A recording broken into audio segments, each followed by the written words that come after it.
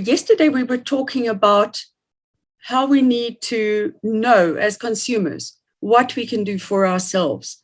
And there doesn't seem to be a single place where one can find all the kind of information which you as an engineer were able to gather together to make, to build this optimal system for your home. So I want to ask whether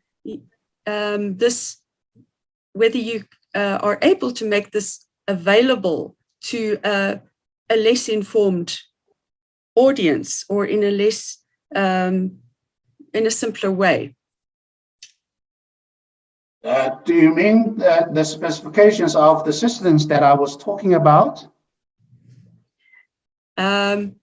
Yes, I guess what I'm asking is some practical advice for the ordinary consumer. If I now want to do what you've done, I mean, I can gather it from your presentation, but if one was to give this advice to people out there, to the public, would it be possible for you to provide that advice, or is it just too involved?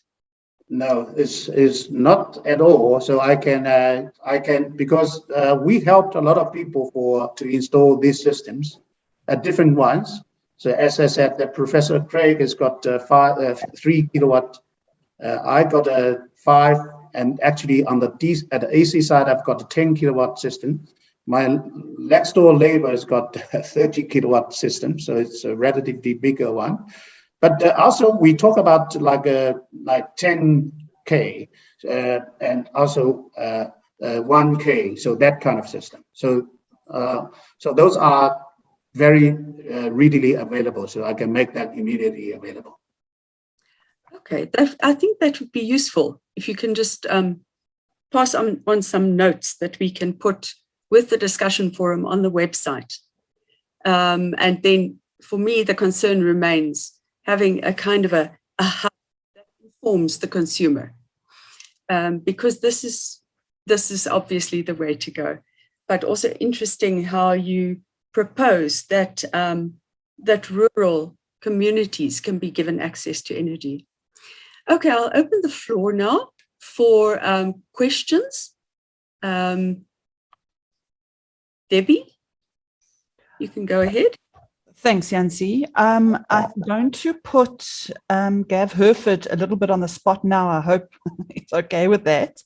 I'd love to hear from an Eskom perspective or his individual experience perspective what he thought of the presentation around this pilot project that the Prof is busy doing at the moment. Gav, are you there?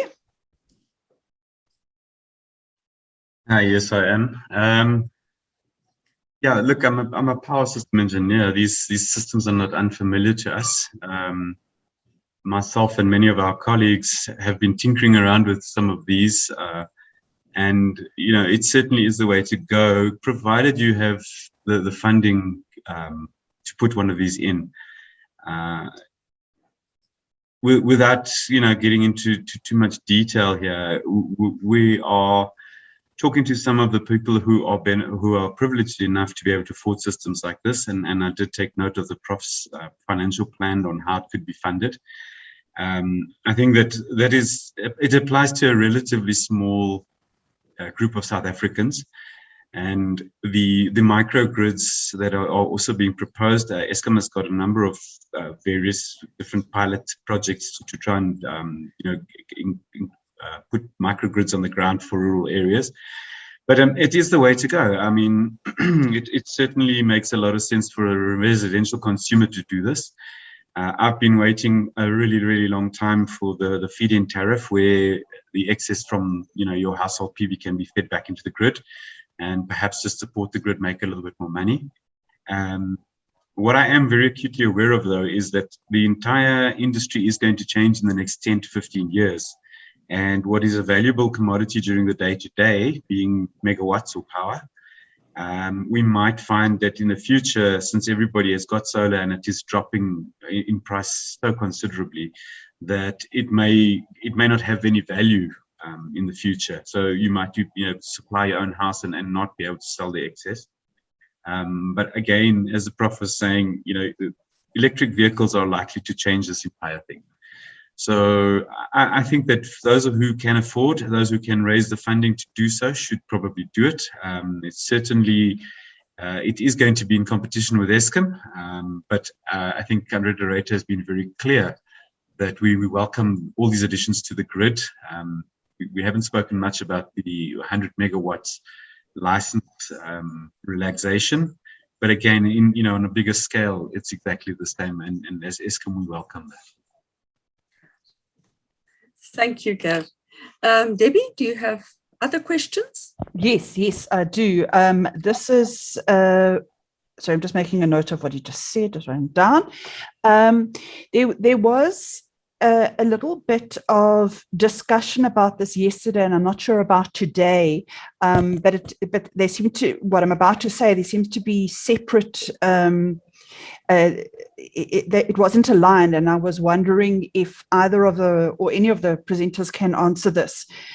Some people have been saying, experts as well as audience, have been saying that the electricity tariffs that we currently have are focused on the low-income population, and therefore are a reduced electricity tariff that doesn't cover the cost. And some people, and if I think about yesterday in terms of the comments around, if we no longer have the tariffs, that come in for electricity, we won't be able to pave the roads, or it won't actually assist with other areas that government needs to work with. And those are directly opposed. One says that we're not paying enough. The other one says that the income pays for other parts of services. And I'd love to get clarification on that from whoever can assist. Thank you.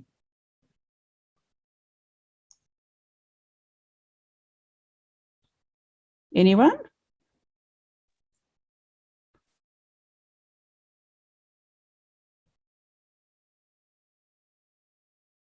Okay. Thank you very much. Any more questions? Debbie, do you have more questions? Did that not, sorry, it was a question, that one, and no one wanted to answer it. Did I not phrase it properly? I was just saying that the basic question is, do we have low tariffs that don't cover actual electricity cost, or do we have tariffs that do? And the surplus is actually used for other government services. Mm-hmm. Gav has his hand up. Please, Gav. Yeah, I'm going to be very cautious with this one. Now, there are a number of reasons for that. I mean, in the industry at the moment, there are really huge debates going on. A lot around fixed charge tariffs. I'm sure that you're all aware, NERSA put out a paper a couple of weeks back proposing some new methodologies. You're also aware that NERSA didn't accept Eskom's MYPD application. So the reason that there's a reluctance to answer, I think, is because things are at a somewhat sensitive stage. But perhaps if I can offer an opinion, we are not paying tariffs that are reflective of the costs, right? And I'm not going to delve into the costs. I think that's a different debate altogether. But we certainly are not covering the costs of Eskom, of Eskom's costs to generate. What's more fascinating to me, and it was actually what was top of mind when Prof was speaking, there's a big difference to being grid tied and being off grid. And it was similar to what I said. One of the things that worries me and keeps me awake in the future is, what do we do in those incidents, that 1 in 10-year incident, that 1 in 50-year incident? What do we do if you don't have sunshine, or if your inverter breaks down, or if your batteries blow up? It's not that catastrophic for a residential household, but it could become quite catastrophic for industry, for commerce, for agriculture, etc. And so we get to this dilemma where somebody has to supply backup supply. You saw some of the numbers that I put forward around how big these generators are, how expensive they are to run, startup times and so on. But to provide that backup power so that somebody could lean on the grid whenever they needed to, somebody has got to cover that cost. And it can't be covered in just the energy that you take every second year when you have a problem with your inverter. It needs to be covered for the person who's generating full time. There's also the grid, and the grid needs to be maintained.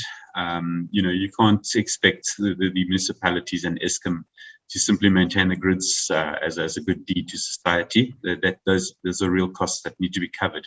And whether you're taking 0 watts off of the grid or whether you're taking your full consumption from the grid, the cost of that maintenance stays more or less the same. So we have these large fixed costs in the industry, and I think that's the next big debate around tariffs. I'm by no means an expert in tariffs. That's a very complicated area when you do it. But it does seem that we're not cost reflective as it is at the moment, and they're certainly not structured correctly where we pay based on the energy that we use. Because in the past that was a reasonable assumption, but in the future we need to separate out these fixed costs that will need to be paid for. Thank you for that answer. Shawa, you have your hand up?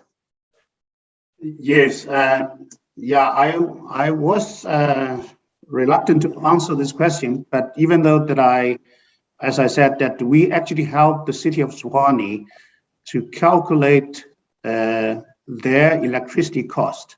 So there is a widespread, what's so-called the cost of electricity study happening at the municipality level. We helped the city of Tshwane to do that. From that exercise, I'm not in a position to speak on behalf of them because we only provide our model and calculations.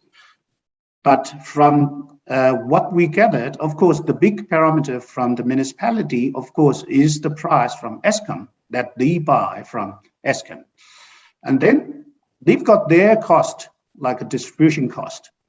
That means there's tactical losses from the high voltage to the distribution to the household. And then there's also a service delivery cost because they have to have these maintenance like this substation burning out or the street lights burning out. So they offer this service. And then at the same time, they have to service different kinds of customers. So the residential ones, and then you've got those customers that they got the free electricity for the first 50 kilowatt hours. And then you've got the other type of residential customers, but you've got also industrial customers. So for different types of customers, they sometimes they only pay the energy, but the other type of customers, like the industrial, they pay also a demand cost. So it's actually a very, very complicated process for that one.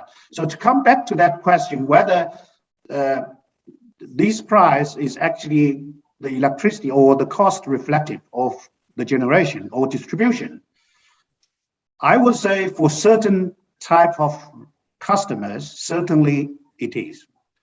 But for other types of customers, the price is simply too high because I could see from the model that both from the historic data, so one sector is subsidizing the other sector, and one type of customer is subsidizing the other types of customer. So the answer to that one will have to be very dedicated to see which type of customer or which type of service is cost reflective. So my sense of that one, as I said, this is only from the personal point of view, is that they are simply too many cross subsidies between different categories of customers and a different type of services.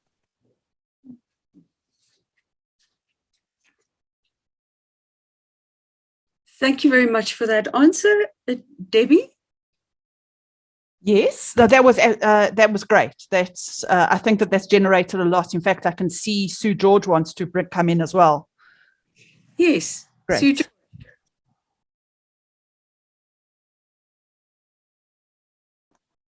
Hello. Yes, we can hear you. Sorry, so perhaps I got a little confused by that question, and both of the respondents, Gavin and Prof, have answered very well. But in terms of cross-subsidization on the electrical costs, so I had understood the question to be more around cross-subsidization in the rate space, and what actually happens in terms of municipalities and how they're funding their road improvements and water improvements and sanitation improvements, etc., versus, and whether the cost, the income cost of electricity actually is utilized for that, or whether the electricity costs are more ring-fenced for that purpose, rather than cross-subsidization within the municipal financial structure. And so I just ask the question as to whether I've perhaps misunderstood, or whether there is anyone online that's able to answer that from a municipal finance point of view.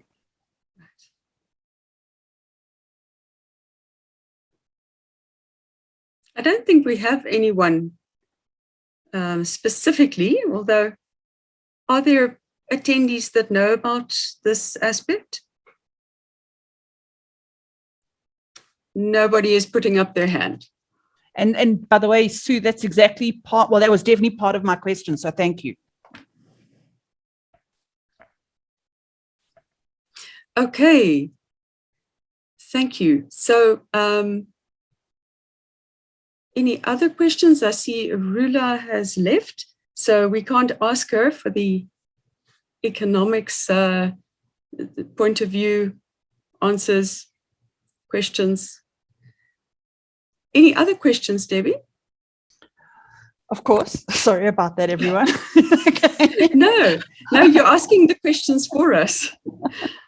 This is actually directed at Sue, who's speaking now, Sue George, and also maybe for those who don't know, just to introduce yourself as to your position, etc., so that we know what's going on. But you made a comment at 11:10 in the chat that I just wanted to understand further. The comment was, and so we make assumptions. The assumption here is that the entire country, every individual wants South Africa to move forward on a growth trajectory, where we have a case of so many people behaving in a counterproductive and obstructive way. And then you speak about balancing expectations and reducing the dissent. I wanted to know, so that I just read your comment at 11:10. I just wanted to know, could you be a little bit more specific when you say, are you talking about corruption? Are you talking about something specific? Yeah, it was just, that was a very general comment. It would be great if you explained it further. Thank you. Sure, I was hoping not to have to do that. But it just concerns me that as a country, we need to be all thinking in a single direction. And I often don't feel like that we really are.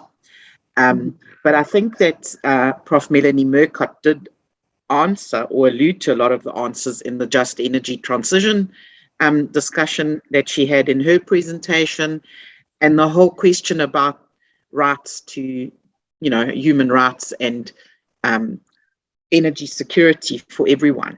So I think that it was more probably my thoughts around that, which I do struggle with, and it's often intimated that I come from a privileged background, so I don't understand the needs of previously disadvantaged people and how the balancing act needs to be done. But I've just never observed obstruction of justice and lawlessness to really support any of the progressive things that we need to do to assist the previously disadvantaged and to actually really give them what they need. So it's a big concern of mine in all of the country, and I've listened to several interviews and webinars over the last couple of days where the government has taken a real hammering because they are reticent to actually make strong decisions in favor of growth, and they hold back in disciplining people who are not acting in the interests of the country. So it was just a little wayward thought that I expressed. I'm sorry. Sue, could you just introduce yourself in terms of where you come from? Are you public? Are you part of a... So that was a very individual and private thought. I do represent the International Association for Impact Assessment, but that was not their viewpoint on the thing, on the discussion that we've just had. But I am from the International Association of Impact Assessment South Africa, and I am the operations manager. Thank you. And then, Jansie, can I just ask if Melanie Murcott would like to respond in any way to that? Yes, please, Melanie. I had the same. Sure. So I think it's very important to recognize that the views on what is needed in terms of transitioning away from fossil fuel are diverse. And just one small example of that is the difference between low carbon and zero carbon, and what a fair share means. So those are highly contested concepts. But what I would caution against is recognizing the loudest voices as the dominant voices. So, or as the voices, you know, so the people who are shouting the loudest being the people who represent the majority of disadvantaged and vulnerable people. And one of the best illustrations of this for me is in the Mpumalanga deadly air case, where the community has risen up to say, we don't want to breathe dirty air. And for them, it's a grassroots issue. It's a huge community. It represents a large body of people. And it can be contrasted with 90,000 employees in the coal sector who are very resistant to coal, being, moving away from coal. So I think a different perspective, and one that emerges from the climate justice charter movement, it is really valuable. And I've shared a link to the Climate Justice Charter, and it's a reflection on a long period of work amongst multiple stakeholders, including at the grassroots level. So it's the disadvantaged and the vulnerable speaking for themselves, saying they want a deep transition and they don't see coal as the way forward. And so I think it's important to listen to those voices too. And perhaps there's a lot of, to speak cynically, there's a lot of corporate interest in silencing those voices and amplifying the voices of people who are obstructive to a transition. And so we have to be cautious of which narratives dominate and why those narratives dominate. And then look for the alternative narratives, such as the one emerging from the Climate Justice Charter. Right, thank you. Okay, Debbie, back to you. That was great. That was actually all in terms of what I needed to hear. So thank you. Yeah, I'm fine. I've got everything. Thank you. Okay. I just want to explain that Debbie Schultz does our media release, but don't get a fright. What she does is she summarizes the issues that are involved, and she does it in a very balanced, equitable way. And from that, you can get a very insightful summary of the 2 days discussion forum.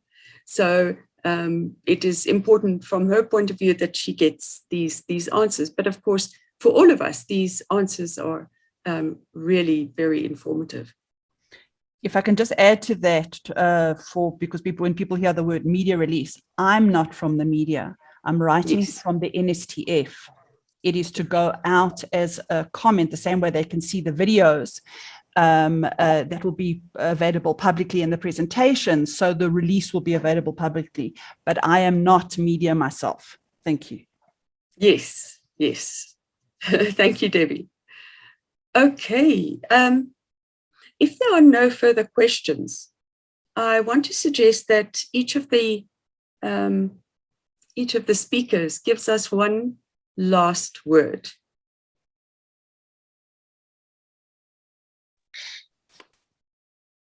I thank you. I think it's been wonderful to be here. And I suppose one of the challenges that as a scholar in environmental law faces is a lack of interdisciplinarity in responding to problems like load shedding and like the need for a just transition. And so from that perspective, it's a great privilege for me to be here and engage with a different academic and professional community. But I would also really encourage those who are here to think about how they can be more interdisciplinary in their responses to these very complex problems, to the extent that you're not already, to break out of our silos and to talk to each other and try and find solutions that are multi-layered and therefore hopefully more responsive. Thank you, Melanie. This is partly why we have these discussion forums, is to bring people from different disciplines and walks of life and codes of practice together so that there can be an exchange. Thank you so much for that comment. Right, Gav, would you like to give us a parting shot? Sure. I think I'd also like to express my appreciation at you guys running fora like this. I speak to a lot of angry people, you can imagine. And that's fine. As I say, people, they should be angry. It's right to be angry. What I don't find a lot is people who are willing to set aside time to listen and understand. And what you've given us today is an opportunity to delve into some of these issues, take the emotion out of it. I certainly hope that it has given everybody a deeper understanding.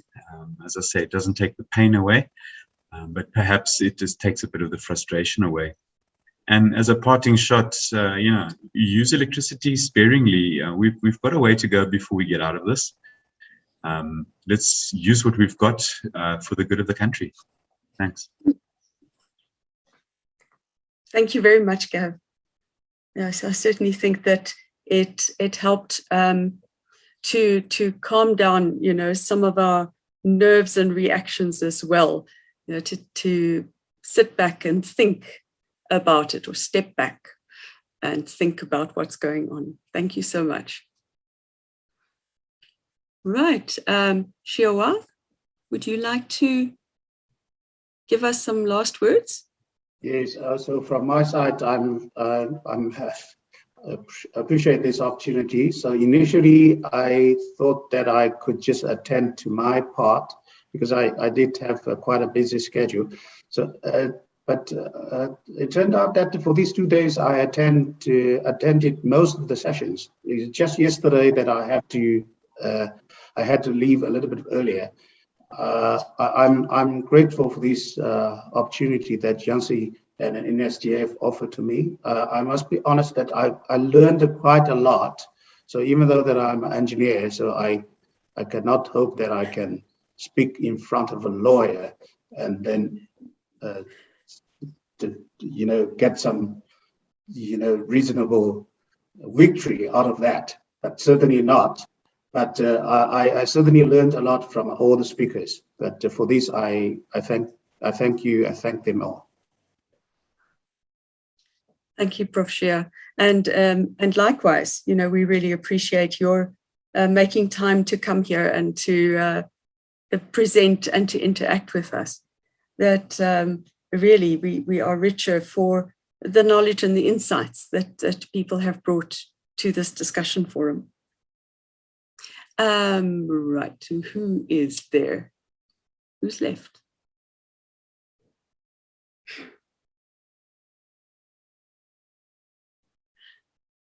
Okay, I just want to announce also that we are going to send a token of appreciation to all the speakers.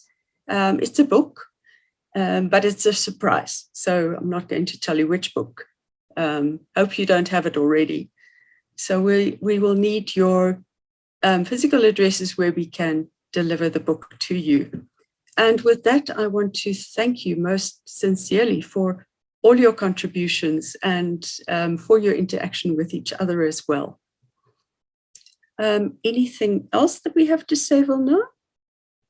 Vilna has posted in the chat that the videos of the presentations will be available on the YouTube channel, and there is the link. You're most welcome to have a look there. It won't be ready immediately, but basically the Zoom recording will be divided up into the speaker's presentation. So there will be a presentation for each speaker. Yes, Jancy, and perhaps the survey also, if people can look out for it in their mailbox, and we would be very grateful to hear your comments and how you've rated the event so that we can learn from it for future events. Yes, thank you. Okay, and I think with that, we can conclude this discussion forum. Thanks to everyone who attended as well, for listening and for interaction. Sue George, thank you very much. And Sue Finney says, thank you to the speakers in the last 2 days, their honesty and their different perceptions. Thanks to NSDF for hosting. It's a pleasure, Suzanne. Okay, with that, I hope that load shedding doesn't cause chaos in the rest of your day. If it does, just remember what has been said at this discussion forum, that load shedding is necessary and we've just got to grin and bear it.